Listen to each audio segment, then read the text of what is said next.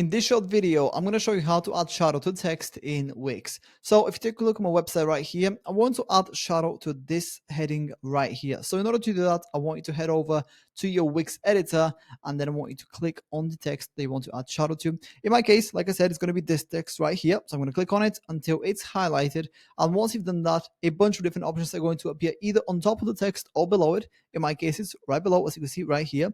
The button I want you to click on is the edit text button right here. So click on that, and then this window is going to open up. From here, I want you to scroll down until we get to the effects option, which is right here. Click on it, and then you're going to get a bunch of different effects. The one you want to click on is this G option right here, which is responsible for adding a shadow to the text, as you can see, just like this. Then once you're happy with this, click on the X button to save it, and then let's preview the website to see the end result. Now, as you can see, the text is right here, and as you can see, the shadow is also added. And yeah, that's pretty much it. That's how to add shadow to text in Wix. If you have any questions, please let me know down in the comments below, and I'll do my best to help you out.